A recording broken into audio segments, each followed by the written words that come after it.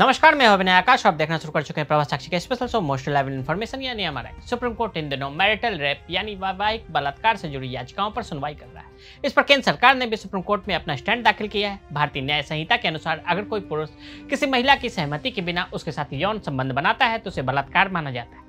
इस जुर्म के लिए कम से कम 10 साल की सजा हो सकती है, उसे आजीवन कारावास तक बढ़ाया जा सकता है। हालांकि अगर कोई आदमी अपनी पत्नी के साथ कोई भी बिना सहमति वाला संबंध बनाता है तो उसे बलात्कार नहीं माना जाता है। भारतीय न्याय संहिता से पहले भारतीय दंड संहिता होती थी, उसमें भी यही था। मतलब रेप के मामले में जो भी कानून या प्रोसीजर है वो विवाह के मामले में लागू नहीं होते।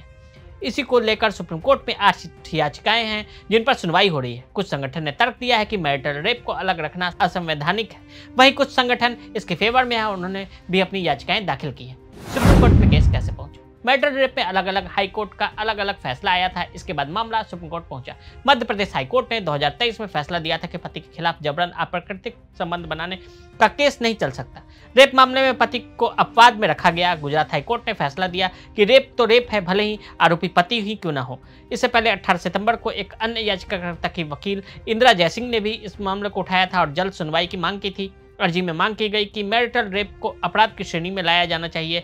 अभी बालिग पत्नी के साथ पति द्वारा बनाए गए जबरन संबंध रेप की श्रेणी में नहीं आते। मैरिटल रेप में अलग अलग हाई कोर्ट का अलग अलग फैसला आया था। कानून में मैरिटल रेप है अपवाद। आईपीसी की धारा 375 या फिर भारतीय न्याय संहिता की धारा 63 में रेप को परिभाषित किया गया है। कानून कहता है कि अगर कोई शख्स किसी भी महिला के साथ उसकी मर्जी के खिलाफ संबंध बनाता है तो रेप होगा। साथ ही बालिग पत्नी के साथ जबरन संबंध रेप का अपवाद होगा। पत्नी नाबालिग है तो फिर रेप केस दर्ज होगा, लेकिन पत्नी बालिग है तो फिर पति को रेप के अपवाद में रखा जाएगा। सुप्रीम कोर्ट बंद कमरे में दे चुका है कई अहम फैसले। सुप्रीम कोर्ट बंद कमरे से संबंधित मामले में कई अहम फैसले दे चुका है। लिव इन रिलेशनशिप को मान्यता मिल चुकी है। 2 बालिग समलैंगिक को मान्यता मिल चुकी है। वहीं सुप्रीम कोर्ट नाबालिग पत्नी के साथ जबरन संबंध के मामले को रेप की श्रेणी में लाने का फैसला दे रखा है। लेकिन यह मामला बालिग पत्नी का है। अब देखना है कि कोर्ट इस मामले में क्या व्याख्या कर देती। मैरिटल रेप अपराध बना तो असर गंभीर। केंद्र सरकार ने सुप्रीम कोर्ट में दाखिल हलफनामे में कहा है कि अगर मैरिटल रेप को अपराध बनाया तो शारीरिक संबंधों पर गंभीर असर पड़ सकता है। सरकार ने यह भी स्वीकार किया है कि पति का मौलिक अधिकार नहीं है वह पत्नी की सहमति का उल्लंघन करे। गृह मंत्रालय के हलफनामे में कहा गया है कि संशोधित नियमों के गलत इस्तेमाल से भी इनकार नहीं किया जा सकता। किसी व्यक्ति के लिए यह साबित करना मुश्किल और चुनौतीपूर्ण होगा कि संबंधों की सहमति थी या नहीं।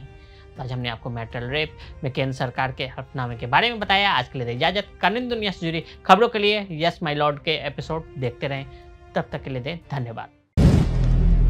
अगर आप भी लेना चाहते हैं देश दुनिया की तमाम जानकारी तो आज ही सब्सक्राइब करें हमारे चैनल को। साथ ही नीचे दिए बेल आइकन को जरूर दबाएं ताकि हर अपडेट आप तक पहुंच सके।